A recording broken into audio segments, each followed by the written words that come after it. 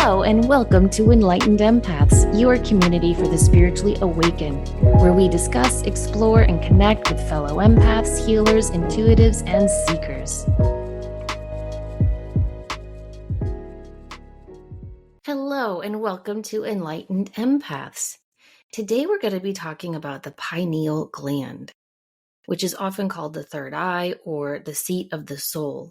For centuries, mystics, philosophers, and scientists alike have been captivated by a tiny pine cone-shaped gland nestled deep within our brains. And despite its small size, roughly the size of a grain of rice, the pineal gland is believed by many to be a gateway to higher consciousness, intuition, and even spiritual awakening. But what exactly is it? How has it been viewed throughout history? And most importantly, how can we unlock its full potential in our lives? You know what I love about this is that you and I have always said for years and years that everyone has the capacity to connect more fully with spirit.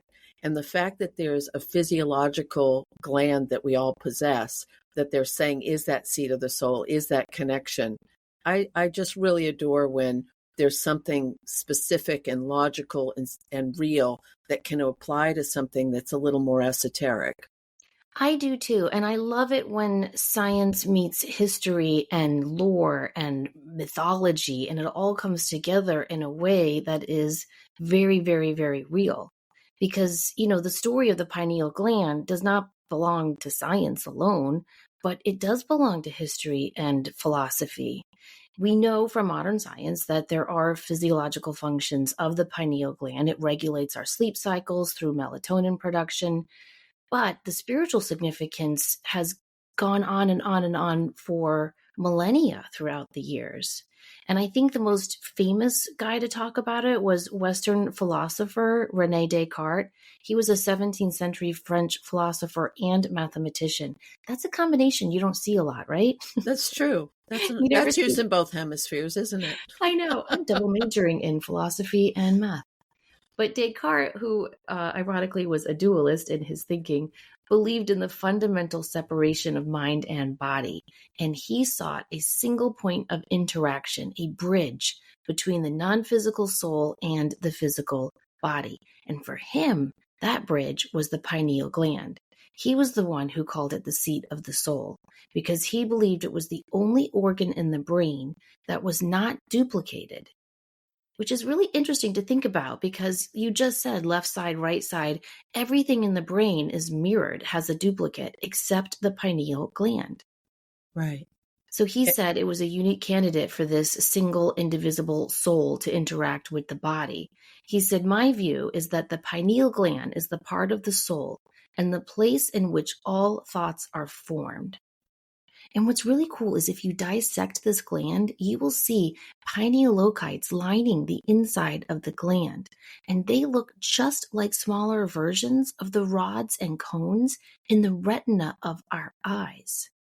How cool is that? Forever, it's been called the third eye. And then, thousands of years later, we finally have the surgical techniques and the microscopes to actually dissect a pineal gland and look inside. And what do we find? It is a tiny eye. It has the same makeup, generally speaking, of our eye. And what's interesting is a lot of indigenous cultures, a lot of shamanic practices will see that as the place of going within, of hibernation, of, that bear hibernation energy is connected with that gland. So it makes sense to me that inner seeing and the clarity that we get that we don't see with our natural eyes. Yeah. What's that Ruby quote? Close both eyes so you can see. I love that about, closing I'm not your familiar two. with it, but I love it. Yeah. I know he says something. I mean, I think I'm misquoting Rumi, which is sacrilege, but it's close your physical eyes so you can see with your third eye. Right. But just the fact that there's that connection, there's that same pattern of the rods and the cones, that for me, that gives it more validity. And I know that I shouldn't need that validity, but it really does. It does. I mean, the pineal gland even has retinal tissue and wiring that is so similar to our brain's visual wiring. So it really is an inner third eye. But, you know me and how I love weird stuff. So I have to tell everyone some weird stuff about the symbol of the pineal gland, which has forever been the pine cone. So think Hmm. about it. Where have you seen a pine cone? It's not just a decoration for Christmas. You will find colossal pine cone sculptures in the Vatican, specifically at the Vatican Museum. The staff of Osiris in ancient Egypt also depicts a pine cone at its tip. And Roman mythology features references to the thyrsus, a staff carried by Dionysius and his followers, which was often crowned with a pine cone. And lots of esoteric traditions, from Freemasonry to Theosophy, also incorporate the pine cone into their symbolism. But why? Well, the answer lies in its remarkable resemblance to the pineal gland. Both are small, cone-shaped, and in many traditions seen as symbols of enlightenment, spiritual awakening, and eternal life. Now, as you all might know, if you're into sacred geometry, the pine cone has that beautiful spiraling in the perfect Fibonacci sequence, which also represents growth, regeneration, and the natural world's inherent intelligence. It's a visual metaphor, a cosmic hint, subtly placed throughout history to remind us of this hidden inner power. The pinecone symbol serves as a universal archetype for the third eye, the intuitive, insightful, and awakened aspect of our being. I mean, I remember when I first saw, Denise, that one of the staffs the Pope carries is topped with a pine cone. I was like, hold up, that's wild, don't you think? It is. It is. And I love, love, love the interconnectedness of it all, and that this is ancient and it's old and it's continued. So at some point, the symbolism of that pine cone was passed on in a way that's probably not even documented, but Yes. the meaning continued, the symbolism continued. Yes, because I think they knew it was something and they needed to remind us, at least our higher selves, our unconscious, of how important this is. So let's go back even further to the ancient Egyptians because their understanding of anatomy, astronomy, and spirituality was astonishingly advanced. And many, of course, believed that they held a deep esoteric knowledge of the pineal gland. The most compelling evidence of this lies in the Eye of Horus, which is also known as the Wadjet. This iconic symbol, frequently depicted in Egyptian art, hieroglyphics, and amulets, is typically interpreted as a symbol of protection, royal power, and good health. So you guys might have seen this. I mean, you can go into World Market and there's lots of depictions of the Eye of Horus. It's kind of everywhere. And it looks like an eye with eyeliner. How else would it, It does. Yes. right? Yes. But if you look closely at the Eye of Horus and compare it to a cross section of the human brain, specifically the thalamus and the midbrain area, the resemblance is striking. The tear duct of the Eye of Horus aligns perfectly with the position of the pineal gland. The eyebrow of the Eye of Horus maps to the corpus callosum, and other features correspond to the pons, medulla oblongata, and the cerebellum. Yeah. See, and they did have advanced medical and scientific methods for that time period, but not the imaging that we have in this day and time. So the fact that they were able to make that correlation to me gives it even more relevance. It gives it more because it's all so divinely orchestrated. And this seems to connect with, I don't know. I think for our interest in this right now, it's important because it's going to help us with what's coming next. Yes, it is time for all of us to fully awaken to the fullness of who we are and our gifts and our abilities. And understanding the third eye and the pineal gland is one of the most important ways that we can do this. So for the ancient Egyptians, the third eye was also the seat of intuition and spiritual perception. And they saw it not as just a symbol of protection, but as a map to inner sight and as a doorway to access higher realms of consciousness. I mean, that's just amazing because so many times, whenever you do research on how people do these amazing things to activate their pineal gland, to astral travel, I remember reading Sylvan Muldoon's book on astral travel, and he describes this sensation of popping out of his third eye. And so we know that it is a doorway, a gateway. The ancient Egyptians thought it was the key to unlock divine knowledge, to access the Akashic records, to communicate with the gods. They saw it as the organ through which you could achieve true enlightenment and connection to the universal consciousness.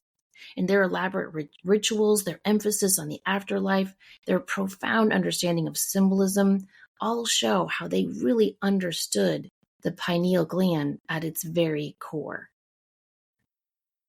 And so many of us are becoming more interested in the connection between the physiological, the scientific, the logical, in how it relates to how can I improve my intuition? How can I feel more connected? And I can't help but wonder too, wouldn't it be fun to know how many of us that are in this world already experienced it in an Egyptian lifetime? Are we That's just true. revisiting? Hard to say. It is hard to say, but maybe that's what's so important about accessing all these different aspects of our spiritual side, is that it can awaken that inner, hidden, secreted away knowledge. Right. And are all the things that are in our modern day lives, are they impacting that gland? Are they causing it to become dormant or calcified or closing down our third eye a little bit? Because how many people have we talked to that we know are highly intuitive, very connected, incredibly empathic, and they're really, really struggling to make that connection with their intuition? Is it something that they could work with their pineal gland and open that up a bit? I think so for sure, because more and more and more we're getting so distracted. I was telling you before we were recording, I took my girls to a very nice restaurant last night, and it wasn't like a Michelin star, but it was not cheap, let me tell you. And we're sitting there and we're looking at the fancy menu, and Denise, they are playing super loud techno music. And I'm looking around like, what is this music? And there's candles and fresh flowers on the table, and you're hearing boom, bada boom, bada boom. And I'm like, this is weird. Now, the food was amazing and absolutely top notch, but my Tori, 21 years old, said, this music is overstimulating me. And I was like, thank you for saying that, because I didn't want to say it as the oldest one at this table. And she said, no, think about it. Everywhere we go, there's noise or a TV or chaos. And she's like, it's just too much. And I was like, yeah, that's really true. And I kept thinking about it. And I went home and I'm checking my email and I'm scanning through social media, and there's a bunch of best-selling writers who have started a Facebook page that I like to check from time to time. And one of those writers posted, have any of you been able to get lost in a good book in the last 5 years? And the comments were so many people were like, no, I thought it was just me. And I just wonder if more and more and more, with all this stimulation from noise and people and our phones binging and our computers dinging, if we're just getting so distracted, and that's also blocking our pineal gland. I think 100%. And it's going to become even more apparent with, and this is kind of a side shoot, but not entirely. I was thinking about AI and little people going into school, and they'll never know a world without AI assistance, similar to when kids went in and their computers were new or whatever new technology has come in. But all the developmental milestones that happen between, say, 3 or 4 and 9, 10 years old, the cognitive development isn't going to happen, because they're going to be rerouting neural pathways based on no rote learning. And Exactly. I think we're at this huge evolutionary turn, but part of it is where I don't have the attention span that I used to have. And I think that it's because of the instantaneous. And I like a good Google with the best of them. Like if I'm curious about something, I'll look it up. Looking at the positive of advanced technology. But what we're talking about today are, is your third eye blocked? Yeah. Well, let's talk about the third eye chakra. So that's where the pineal gland lives, is in the third eye chakra. And that is the center for clairvoyance, telepathy, ESP, precognition, and lucid dreaming, among other amazing things that happen when you have a fully cleansed and awakened and balanced third eye chakra. But you might have a blocked third eye chakra as well. And keep in mind, our chakras get blocked and unblocked all the time. So if you're listening to this and some of these are ticking boxes, don't worry. You can unblock and block a chakra with a lot of different spiritual and metaphysical exercises. But a blocked third eye chakra is represented typically as a controlling type A person, someone who lacks imagination, someone who can't see all sides of a situation. Pessimists often have a blocked third eye chakra, but you can also have a blocked third eye chakra if you have difficulty making decisions or trouble sleeping or memory issues. Physically, a blocked third eye chakra usually represents as headaches. And so the more headaches you have, that can be an indication that this third eye chakra is not doing all that it can and needs some TLC. Now, there's a lot of controversy and even some conspiracy and all sorts of things about the pineal gland becoming calcified. And the conspiracy is that there was a calculated move by the higher ups, whatever that means. I don't know, MK12, and I don't know. But have you read all those articles where they tried to calcify our pineal gland by putting fluoride in the water? No. Oh, Denise, that's a fun rabbit hole to go down. But I'm just going to share some of my notes on a calcified pineal gland, because I do think it's important, because a calcified pineal gland happens to all of us, but an overly calcified one can really block your connection to spirit. Calcification is the accumulation of calcium phosphate and other mineral deposits on or within the gland. So you can think of it like hard water deposits building up in your plumbing system. Eventually, it will restrict flow and function. But in the case of the pineal gland, this calcification inhibits the ability to produce melatonin efficiently, and that's what's disrupting sleep patterns. But more importantly, it can dull your intuition, reduce your creative flow, and diminish your connection to higher states of awareness. So what causes this? Well, this is not conspiracy. The number one offender is fluoride. And this is found in our tap water in many countries, in most toothpaste, and even in a lot of processed foods. Fluoride is a neurotoxin that has a particular affinity for the pineal gland. It accumulates there, and over time, it creates a hard shell that hinders the gland's function. But fluoride isn't alone in doing this. Our modern diet is also a major contributor. As I said, processed foods, which are laden with artificial ingredients, preservatives, and high fructose corn syrup, put a heavy burden on our detoxification systems and can contribute to overall systematic, which contribute to calcification. Sugar in excess and artificial sweeteners like aspartame are also implicated in pineal gland health. But beyond diet, we got something else you need to worry about: environmental toxins, pesticides on our produce, heavy metals in our environment, and various pollutants that we inhale and absorb through our skin all contribute to the body's toxic load and indirectly affect the pineal gland. And it's not just physical factors either. Chronic stress, negative thought patterns can also close up a pineal gland. When we are constantly in fight or flight mode, our spiritual and intuitive centers tend to recede. And ironically, a lack of natural sunlight exposure, especially early morning light, can disrupt the pineal gland's natural rhythm and its ability to produce melatonin effectively, as sunlight is crucial for setting our circadian clock. So that's a lot of negative stuff I just threw out there. What do you think? Well, it is a lot of negative stuff, but it's also, I'm a big believer in the more you're aware, it gives you a starting point to say, okay, maybe there is a reason why I'm feeling blocked or having a difficult time accessing my own intuition, or my sleep schedule is off.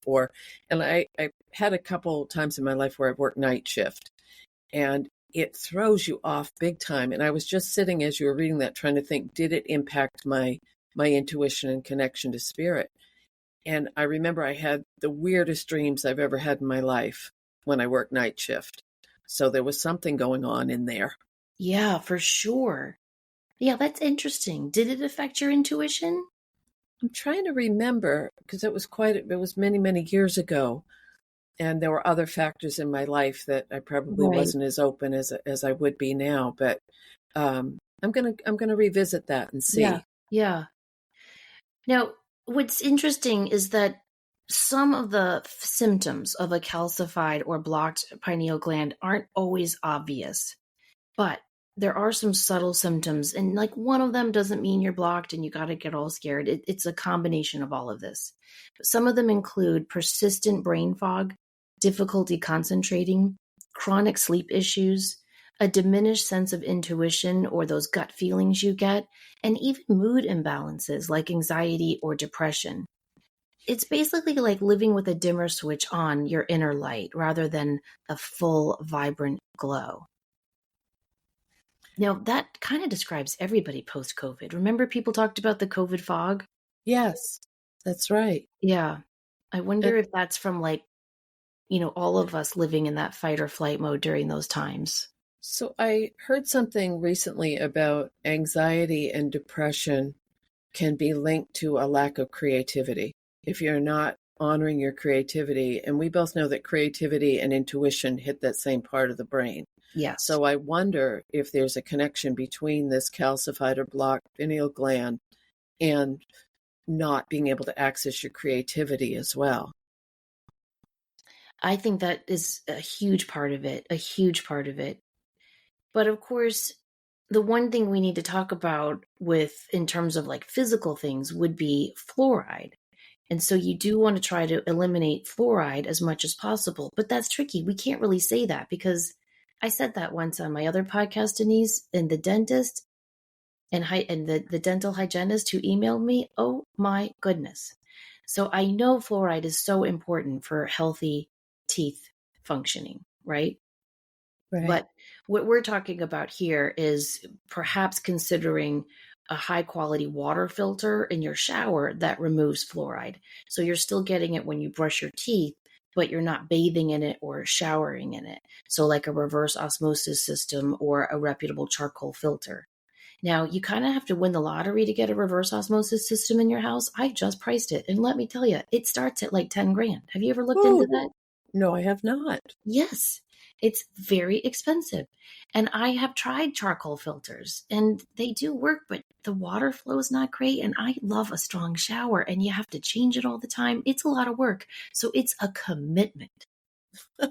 And then I did switch to fluoride free toothpaste for a while when I was doing all this research early on in my love of everything connected to psychic stuff. And then that toothpaste was recalled. That organic toothpaste brand was recalled for having something else bad in it. And it just made me go, what the actual hell? Yeah. But we Mm. are supposed to also, this next one irks me, Denise. Avoid conventional black and green teas because tea plants tend to absorb fluoride from the soil. Have you been reading all these news stories about how you can't have tea in a tea bag because the tea bag has pesticides? Oh my goodness, no. It's a lot. No. It's a Yeah, lot. in a sense, it is a lot. But then there's also what is it that they say kids need to get a little bit dirty sometimes to build up their immune system? And if Hmm. they're constantly living in a bubble, they're never going to build up the immunity. And I wonder, I'm not suggesting that we all, mainline fluoride. That's not what I'm saying. But I think that there has to be a balance to it. That Yeah. if you're living a clean life and you're taking care of yourself and you're aware and every once in a while you have a cup of tea with a tea bag, I don't think that's going to tip you up over the edge. Although I have to share what my daughter Olivia said to me. I was telling you that my friend passed away last week. She was Yes. 53 years old. Very, very tragic. She's had a beer once in a while in her life, never smoked, passed away from cancer.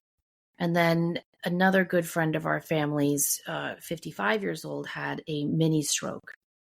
Super healthy, like marathon, gym 6 days of the week. No, never has touched alcohol or a cigarette, never mind a drug. And my daughter Olivia texted me and said, Mom, I think I'm going to follow Gigi's rule and just smoke and drink till my 80s.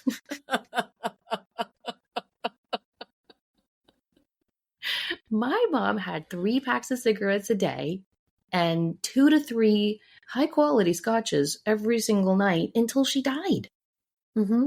I mean, so I just say all this stuff with a grain of salt. Yes. I do think we need to minimize processed foods, refined sugars, artificial sweeteners for many, many reasons, not just our pineal gland, mainly because it contributes to inflammation. And inflammation is the number one cause of pretty much every illness. So I do think that is important. But, it can be a whole full-time job. Like, the other thing is you're supposed to have a lot of antioxidants and some chlorophyll. And I do put chlorophyll from time to time in my smoothies. I'll put spinach and kale in there as well. But it's a lot. It's a lot. Raw cocoa, though, in its purest form, is a powerful detoxifier. It's also high in magnesium, which helps aid decalcification. And you can even go to Walmart. If you go to Walmart, I think it's in their baking aisle. They sell organic raw cacao powder. I mean, Wow. look at Walmart getting on board. And so if I make a chocolate smoothie, I'll put that in there. And then apple cider vinegar, we know, is so healthy for us, particularly the mother part of it. It's an excellent detoxifier. Have you ever tried just drinking the mother part of apple cider vinegar? Oh, no. No, Oh, I've tried, but I wasn't successful. I know. I'm hooked on these apple cider vinegar gummies. Oh, They are delicious. I'm sure they do nothing because they're so delicious, but I tell myself it's working. Citrus fruits like lemons and limes are great for obviously detoxifying the liver, which is great because then that helps clear toxins that might make their way to the pineal gland. And garlic is also a great addition to your daily diet. and a lot of the things that you're talking about, people ate with the seasons. All of the additives and preservatives and chemicals are relatively new historically in the food chain. Yes, exactly. So you have to wonder if some of these increases in this blocked intuition in the pineal gland, you're mentioning people getting ill, and it does seem like there are a lot of unexpected, very quick illnesses happening for people. And you have to wonder, I always look for what's the correlation? What's the catalyst? Why so much so fast? I know. It's very, very sad. Very, very But sad. but garlic is magic. Yes. Yes. And if you have chlorella and spirulina together, those are powerful detoxers that bind heavy metals and toxins in the body and help clean your system, which indirectly supports pineal gland health. And you can get those in the powder form and add those to your smoothies as well. So there's a lot of things that you can do physically. But in terms of other lifestyle changes, I think the number one is sun exposure. Again, especially in those early morning hours, because not only does it regulate your circadian rhythm, but it also supports the pineal gland's natural function. You can close your eyes and meditate on bright light entering your brain and illuminating your pineal gland. Just imagine this beautiful, brilliant, bright light entering the top of your head and picture it coming through your left and right side. And then imagine it beaming into the front and the back of your head. So you see almost like a cross formation of light, just igniting and cleansing and awakening that beautiful center. That's going to help tremendously. And we can't apparently say anything without mentioning this next one, which is meditation, but it really, really does help a lot. Of course, regular exercise, reducing your EMF exposure. There's so much. We should do a whole show on that. I just read an article. Do you have AirPods? Well, I have earbuds. Yes. Did you know that they emit EMF even when they're just near you? Yes, and I had read that a naturopath had put out that that's why they always use, if they're using any kind of headphones or earbuds, they use the ones that plug in. Mm-hmm. And a lot of the phones don't even have the place to plug in a headset anymore. I miss my iPod. You loved your I iPod. loved my iPod. I really did. Do you still have it? I do somewhere. Okay. I do. I loved it because it kept everything separate. It was one place for my music, my audiobooks, my podcast, Yeah. and it didn't clog up my phone. And I could go for long walks and I wouldn't be disrupted. Anyway, Yes. another thing you can do is sleep in total darkness. And that's an easy one. We can all do that, right? But this means you have to remove any subtle light. So if you have a glowing computer monitor or an alarm clock that has a little glow, or if you have a Wi-Fi router or a TV that you sleep with on, all of that is apparently no good for your pineal gland. It has to be total darkness because the pineal gland can only regulate melatonin when it is in complete darkness. And not only does the melatonin help you sleep, it also works to reduce blood pressure, glucose levels, and body temperature. So exposure to any light while we sleep has been shown to reduce our melatonin production by as much as 50%. Wow. Yeah. And that disruptive sleep cycle can also cause weight gain and mood disturbances. Oh my But goodness. it's hard. It's hard to sleep in total darkness, especially if you need an alarm clock. But according to research, just 3 nights of sleeping in total darkness, you should start to see a shift in your intuition. So maybe with I know a lot of people are doing 4 days in the office and 1 day remote. Have you Yeah. seen all that? How that's becoming more Yeah. and more common? So maybe with that remote day, all of us could do at least 3 nights of total darkness, no alarm clock, no Or phone in the room. or you could just use an eye mask as well and just cover your eyes so that there's no light coming in. I was thinking about this the other day. There was an incident here in town. There were a lot of sirens. There was a lot of noise. There was a lot going on, and I thought about people who live in cities that hear that constantly. There's never quiet. There's always motion. And you learn to block it out and you acclimate to it. But it's the same thing with constant light exposure. That's why I try to go to dark sky places at least once or twice a year when you can't even see your hand in front of your face. I wonder if we all need that reset now and again. Yeah, I remember reading about light pollution years ago and thinking, oh, for the love of God, now I've got to worry about light pollution. Do you remember when that was a big thing? And then we had a terrible hurricane hit our town, and we were without power for almost 2 weeks. And towards the end, everything was, back to normal pretty much, except for power and AC. And I remember going out at night and just thinking, oh, it is different. You don't even think about the glow of lights miles away from the car lot, 10 miles down the road is still shooting up into the sky. And it was kind of magical. Yeah. And I think East Coast light pollution here in the States is so much more than West Coast. I mean, and when you get into the central part of the country, you can go through those expansive places where there's nothing. God, Wow. it's Well, pretty amazing. I'm off to Las Vegas next week, Denise. I think I'm going to have a lot of light pollution. Okay, and of course, we have to mention crystals. Zeolite crystals are one of the best stones to turn to for detoxifying your pineal gland. And what I love is zeolite, guys. If you don't have a crystal, go get a zeolite. They are inexpensive, they are abundant, they are easy to find. Just having them in a room, their job is to remove negative energy from anywhere they are. So you should try to have a zeolite in every room. And I mean, like a good palm size one is usually like $5, $10. They're not expensive. And they will absorb stress and tension. They're great for spiritual growth and transformation. Natural light is probably the most powerful variety of zeolite that's really good for that spiritual growth intention. It's one of the best stones for opening the third eye. You can wear natural light as jewelry, or you can place a small piece on your forehead. It also helps increase synchronicities in your life. Apatite is also a great crystal to work with while meditating to open the pineal gland. It's often called a stone of vision and will help you remember your dreams. Blue apatite helps stimulate your third eye and your throat chakra, which is the seat of clairaudience. So lots of great crystals that you can turn to.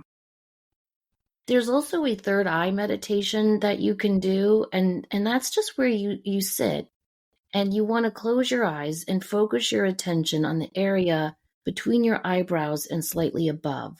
And just visualize or imagine a gentle pulsating light in this area, like indigo or violet. And breathe deeply, inhaling this light and exhaling any tension or blockage.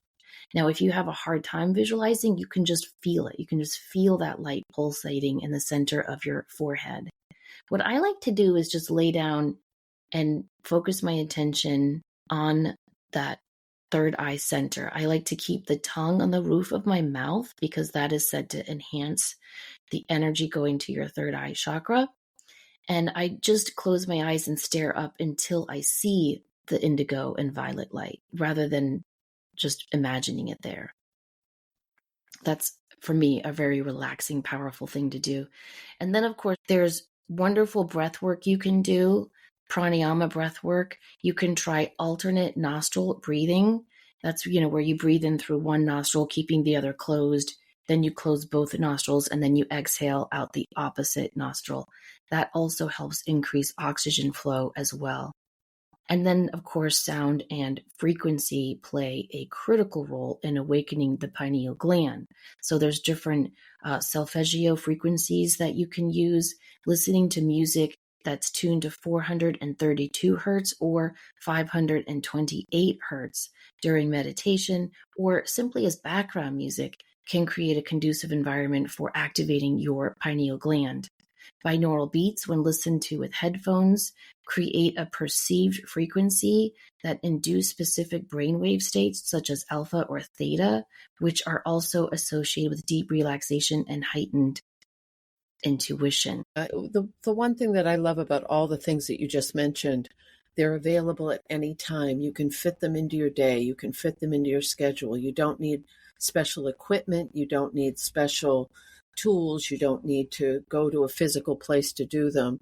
And connecting with nature seems to be getting more and more important for many, many, many people because it is immersive. You're using all your senses. And if you're able to be in a part of the world or the country where you're able to walk barefoot, and I've been doing that more, is I used to be barefoot all the time. And, age, wisdom, whatever, or location, you get away from it. But when you start to really reconnect with that grounding energy with bare feet, it's amazing. It's absolutely amazing to help resynchronize your body's natural rhythms with the earth and bring back a sense of balance and opening. Yeah, find a place where you can get lost in nature and just, I don't want to say hug a tree, but you can always connect with the tree and ask that the energy of that tree, which is connected to hundreds of other trees through its beautiful root system, to help you root into that energy as well. I was harried the other day and I had to get back and I had to do this. And I was kind of rushing through this walk through the woods. And then I just stopped. I like physically made myself stop. And I thought, Denise, take a breath, smell the earth, feel the energy of these trees.